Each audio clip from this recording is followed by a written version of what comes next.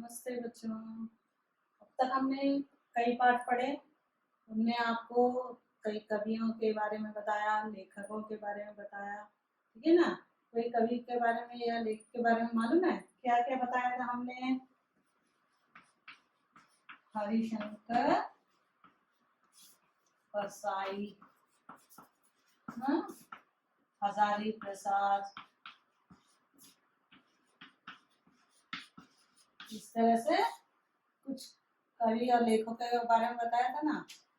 ऐसे ही कोई पुराने इन लोगों से पुराने कवि के कोई जानते हैं आप नाम? हमने सिक्स क्लास में पढ़ा उनके बारे में। किसी के बारे में जानते हैं? हाँ, एक तो रहीम और एक और कबीर, है ना। तो कबीर जो है, आज हम कबीर के बारे में जानेंगे, ठीक है। तो कबीर का जन्म कब हुआ था? ये बहुत ही पुराने जमाने के है ना। और ये कैसे कवि थे इनके बारे में हम जानेंगे। क्या कौन किनके बारे में हम जान रहे हैं? कबीर कवि हैं। इनका जन्म कब हुआ था? 1398 ईस्वी में, और इनकी मृत्यु हुई थी 1518 ईस्वी में।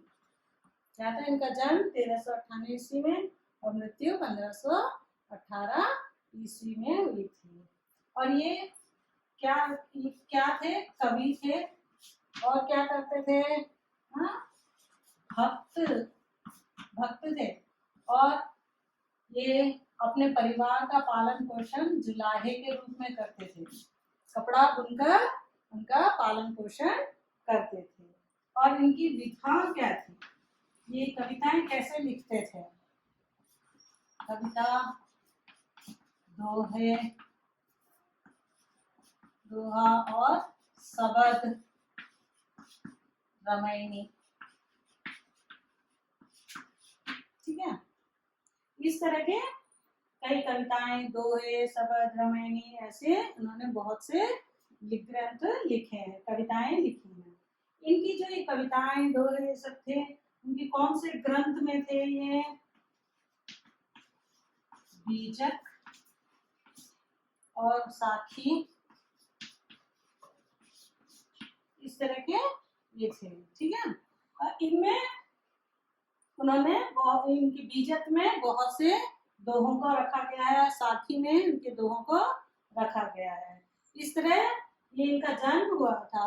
तो यहाँ इनका जब जन्म हुआ था, कहते हैं कई लोगों का अलग अलग विचार है। कुछ लोग कुछ कहते हैं और कुछ लोग कहते हैं कि ये किसी एक ब्राह्मणी महिला के गर्भ से पैदा हुए थे, जिसने समाज के डर से इनको लहर तारा ताल पर, क्या है? लहर तारा ताल में तालाब, वहां पर इनको छोड़ दिया था। कुछ लोगों का ऐसा कहना है।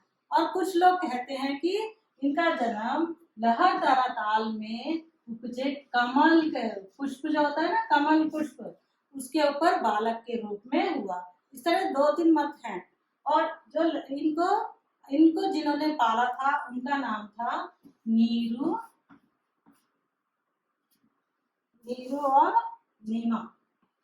क्या था? नीरू और नीमा। इन दोनों ने इसको कबीर को पाला था।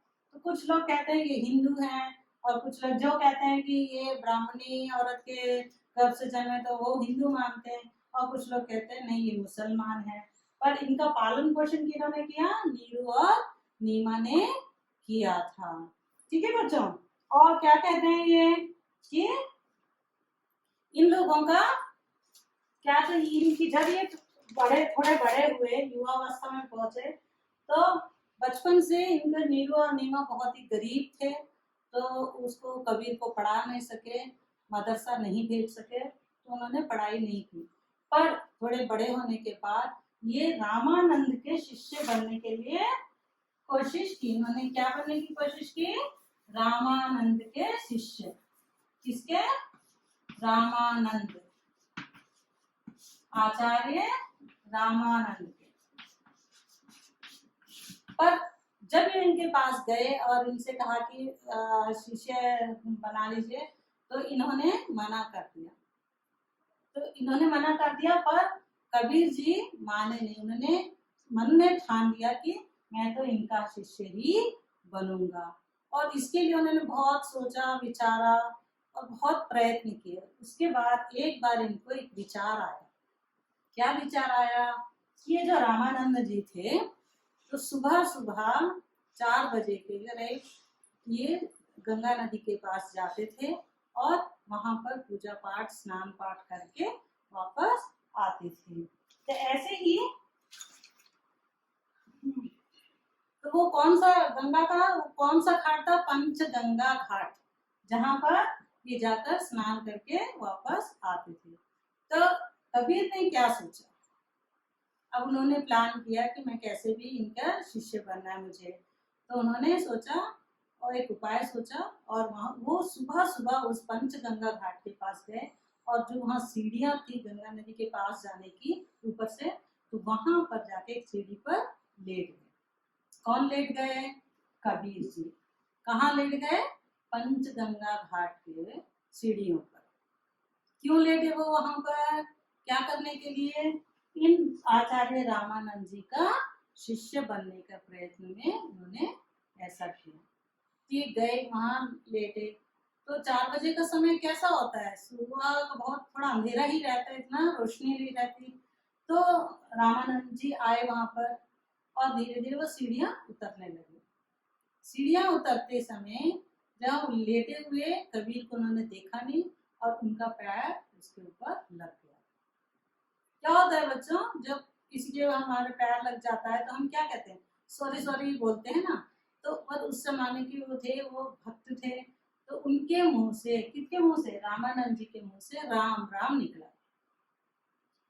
तो उस बात को लेकर कबीर जी ने इसको ही दीक्षा मंत्र मान लिया कि राम ही मेरा दीक्षा मंत्र है। रामानंद जी जो जिन्हें वो गुरु मानते थे, इन्होंने उसको शिष्य नहीं माना, पर कबीर जी इनको रामानंद जी को अपना गुरु मानते थे। तो उन्होंने वो बात सुनकर, राम राम का नाम सुनकर, उन्होंने सोच लिया कि यही मेरा दीक्षा मंत्र है, गुरु का दिया हुआ मंत्र यही है। और तब से वो राम नाम जपने लगे। तो इस तरह से उन्होंने उनको अपने मन में गुरु मान लिया। तो उसके बाद कुछ लोग कहते हैं कि उनका विवाह भी हुआ था, और कमल और कमली नाम के 2 बच्चे भी थे, एक लड़का और एक लड़की। कुछ लोगों का मानना था, सही क्या है पता नहीं। तो ऐसे उस परिवार को वो परवरिश करने के लिए, मैंने पहले ही बताया था, क्या काम करते थे? जुलाहे का। क्या काम करते थे? जुलाहे का काम करते थे। तो किस लिए करते थे? जो उनका परिवार था उसको पालन पोषण करने के लिए। तो इस तरह से वो जुलाहे का काम करके अपना परिवार को पालते थे।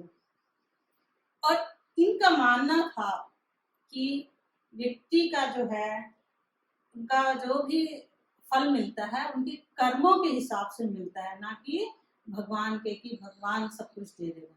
वो अच्छा काम करेंगे तो अच्छा फल मिलेगा, बुरा काम करेंगे तो बुरा फल मिलेगा, यही वो मानते थे।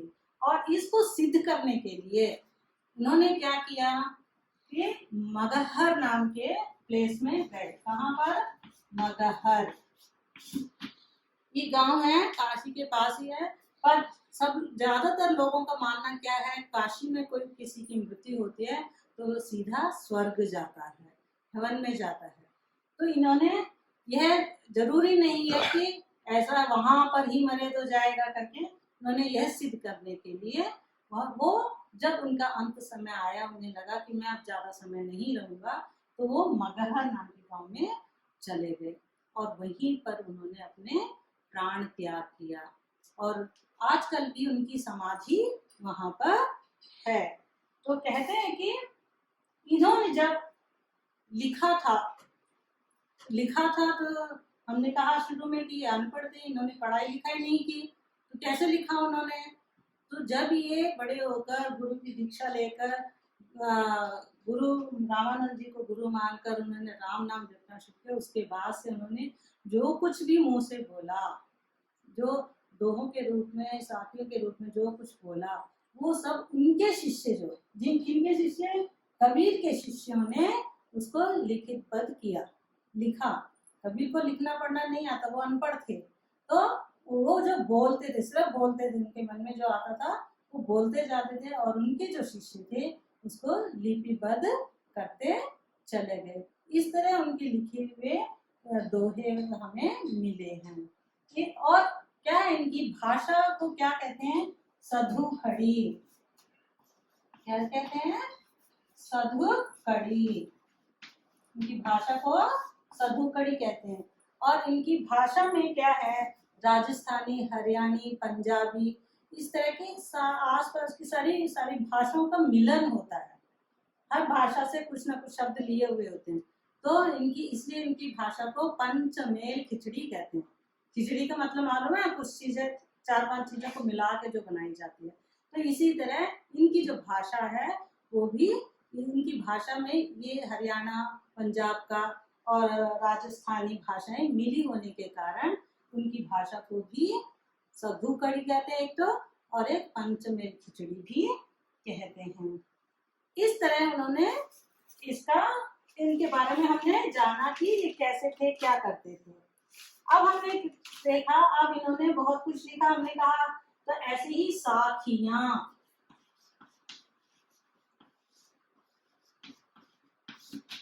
हमारा आज का पाठ जो है ना, ये कबीर की साखियां हैं। क्या है, कबीर की साखियां। तो ये साखियां क्या होता है, साखी होता है, साखी का अर्थ होता है साक्षी। साखी का अर्थ क्या होता है, साक्षी।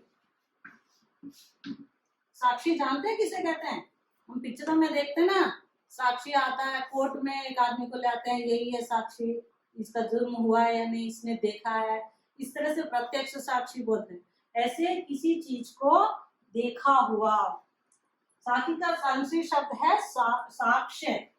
क्या है, साक्ष्य से बना हुआ ये साखी शब्द है। तो जिसका अर्थ होता है प्रत्यक्ष ज्ञान। क्या होता है इसका अर्थ, प्रत्यक्ष ज्ञान होता है, जो सबको दिखाई देता है, समझ में आता है इजी से कि उसमें क्या बताया गया है। ये ज्ञान जो होता है, जो ये दिया जाता है साक्षी, ये कहते हैं कि वो ज्ञान गुरु शिष्य को देते हैं, क्योंकि प्रत्यक्ष रूप से शिष्य सामने बैठे थे, उनको जो बताया जाता है उस ज्ञान को यहाँ इन्होंने कहा है। और संत संप्रदाय में क्या होता है, व्यावहारिक जो होता है, व्यावहारिक ज्ञान, किताबों का, पुराणों का ज्ञान नहीं। किताबें, पुराण हम पढ़ के सीखते हैं, पर ये जो व्यावहारिक होता है, तो सामाजिक होता है, हम आसपास देख देख कर, सुनकर जो सीखते हैं, वो होता है व्यावहारिक ज्ञान। इसका ही महत्व माना जाता है संत संप्रदाय में। किसमें, संत संप्रदाय में। तो कबीर हमारे कैसे कवि थे, संत कवि ही थे, और ये भक्ति काल के कवि थे। किसके थे, भक्ति काल के, भक्ति काल के संत कवि। क्या थे ये, संत कवि। संत का मतलब क्या होता है, साधु, सेंट, है ना। तो जो इधर उधर घूमते रहते हैं और दूसरों को ज्ञान बांटते रहते हैं। अनेक प्रांतों में इधर उधर घूमते समय उन्होंने क्या देखा था, समाज में कई तरह के धोखेबाज और झूठ बोलने वाले और अन्याय होता हुआ, अत्याचार होते हुए देखा। तो इन सब बातों से उन्होंने क्या किया, इन सब पे विमर्श किया, इनकी अपने दोहों में विमर्श किया। और इसके साथ साथ उन्होंने दोहों में ये बताया कि ऐसा नहीं करना चाहिए, इसलिए उनके दोहे नीति परक दोहे हैं। समझ में आए बच्चों। तो उन्होंने इधर उधर घूमते समय समाज में देखे हुए बुराइयों के बारे में बताते हुए हमें नीति दी है। और जो ये हमारे कबीर की साखियां हैं, ये कहाँ से आई हैं, देखो मैं बताती हूँ कहाँ से आई है। ये क्या है, संत वियोगी हरि, ये भी एक संत कवि हैं। इनका टाइम था 1895 से 1988 ईस्वी तक। ये उनका जीवन काल का समय है। ये भी हमारे हिंदी साहित्य के साहित्यकार और कवि भी रह चुके हैं। ये कवि भी हैं और साहित्यकार भी हैं, और ब्रज भाषा के कवि। इनकी भाषा क्या है? ब्रज भाषा के कवि हैं। ठीक है। इन्होंने क्या किया है?